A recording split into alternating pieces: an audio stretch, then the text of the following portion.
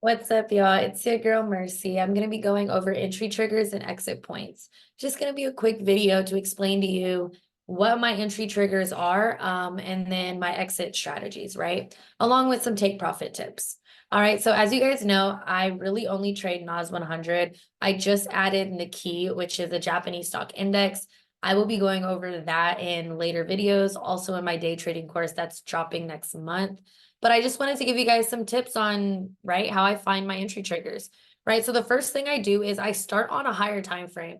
So either the daily or the 4-hour time frame, and I just look to see where the market is. So I clearly see that the market is making higher highs and higher lows, right? So that lets me know that okay, price is in an uptrend. All right. So I call that failing to swing lower, right? Because price is failing to swing lower.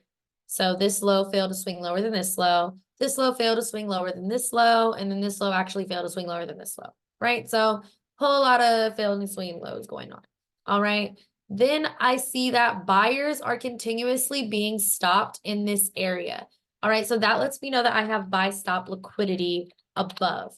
All right. And what buy stop liquidity lets me know is that there is liquidity that needs to be taken above price, right? This is an area that price has a lot of momentum and there's liquidity above. It needs to be taken. Okay. All right. So cool. I've got price failing to swing lower. And I typically like to write out what I have, right? So I have price. So price is failing to swing lower.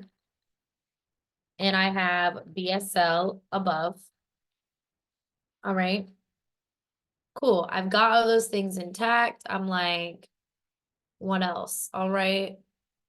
So I do see that price is struggling to break this 1-hour order block area. So this is going to be an area that I'm probably going to want to be cautious of, because if price doesn't break this area, then it may not be ready to take the buy stop liquidity above, right? So I'll label areas like be cautious, right? Just to remind myself. But even as I scale down to the smaller time frame, you can still see prices failing to swing lower. All right. So it is 8:30. I don't typically enter trades until 9:30 EST. So I'm just gonna fast forward once. All right, boom. Cool. So I see that this is 9 o'clock and price is struggling to break this 1-hour order block. I know I want to be cautious there, but I also see price is rejecting. It could possibly be rejecting this 15-minute order block as well. So when it comes to order blocks, I always go back and forth time frames. You can even go to the 1 hour, right? Just to see like, okay, where do I want this? I can either redefine it as a 30-minute, right? Or I could just redefine it back as the 15-minute. It's the same area, so it really doesn't matter. But I know that I'm looking for rejection off of these areas because one, price is failing to swing lower. Two, there's buy stop liquidity above. And then the three would be we're in an overall uptrend, right? So that would be me sticking with the trend, right?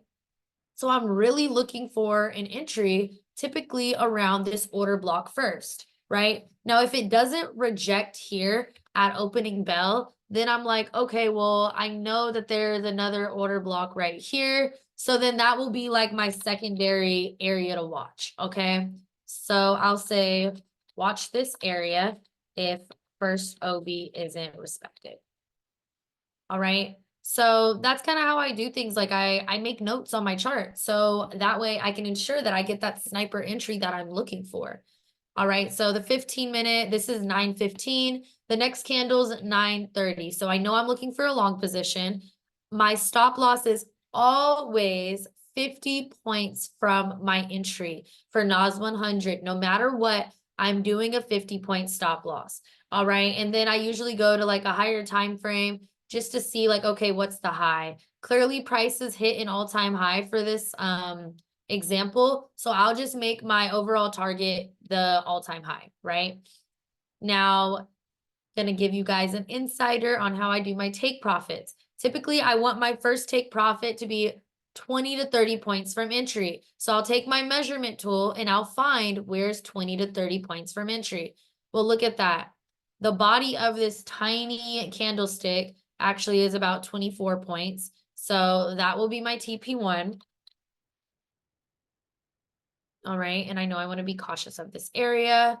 And then I know my TP2. Let's say, oops, let me see my. All right, let's say TP2 is here. So this is the area I see that price likes.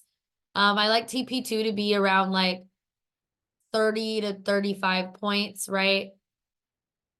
And I'll show you guys why. So TP2. TP3 is always 50 points from my entry, if not a little more, but usually I like to do that 50-point mark. All right, so TP3 is the 50 points from entry. And then I'm like, okay, well, how can I find like TP4 and all that good stuff? Well, you want to go to the past and you want to figure out, okay, well, where's an area price likes? All right, I see that this 16130 is an area prices liked in the past. So I'll go here and I'll do 16130 for my TP4, right? And then let's see, I'm like, okay, well, there's not really another area. The next one is 16152. So that'll be my TP5, 16152. All right. And then obviously TP6 will be here. All right, cool. So I have my targets. Now, just because I have all these take profit points, that does not mean I'm entering 6 times. So the best way that you can do this is, let's say you split up your entries into 2. So let's say if you're trading futures, all right, you want to risk $600 on this trade. All right, so here's my stop loss. All right, so if I'm trading on a micro contract for futures, I am going to want to do 3 contracts for this entry and make my stop loss at TP6. And then I'm going to want to do 3 contracts for this entry and make my take profit. I'm sorry, I meant take profit for the first one, and make my take profit at 50 points. All right, 6 contracts total. So if both of them hit stop loss, that's $600, right? So for Forex, let's say a 0.1 is what? 0.1 is $1 per point. So I'm gonna do 3 times 50. No, 6 times. Yeah. So let's say I do 2 0.6s, right? Because 0.6, let's say that is $6 per point. Let me make sure I have that right. 6 times 100. Yep. So 0.6. Yep. So 6 times. Yep. Okay, cool. All right. So let's say for this one, for lot sizes, so you could trade Forex or futures for NOS 100, right? So let's say I have a 0.6 here, because I know that 6 times 50 is 300. So I have one 0.6 here and a 0.6 here. All right. And so either way, if you're trading Forex or futures, like this is what you would want to enter for 2 different entries, right? So you have one set at TP6 and then the other one set at TP3. All right, let's keep going, see what happens. Okay, so cool. This is a cool one because price literally rejected our area. That's our entry trigger. We would have gotten an entry. Okay, so I don't need to be cautious of this area anymore. TP 1, 2, 3, and 4 were hit. So for this over here, no matter if you're trading Forex or futures, 3 contracts or a 0.6, secured $300. All right. This one's good. You secured $300. All right. Now, my stop loss is definitely in profit, right? You may want to have stop loss at TP1 or TP2. Okay. You still have your 3 contracts in. All right. You can decide now, like, okay, do I want to take partials or do I want to just move my stop loss up, right? So if it's in profit, you're good, right? All right, so let's keep it going. I may see like, okay, price is trying to push back down a little bit. I don't want to risk all my profits. Maybe I take one contract off the trade, right? So if I take one contract off the trade, I'm left with two contracts. And let's say I took the contract off the trade at 43. So 2 times 43 is $86. So now I've secured $386. All right. And then you can decide how much partials for Forex, right? It's just easier to give the example with contracts because it's only like 1, 2, or 3. Let's keep going. Boom, look at that. The rest of the targets hit. So with the rest of the two contracts there, that's 4 times 101. I caught 404. So 404 plus 386. I just made $790 for the day with taking partials and with moving my stop loss into profit. Okay. So I hope that helps you guys out in understanding how I use my stop loss. It's always 50 points.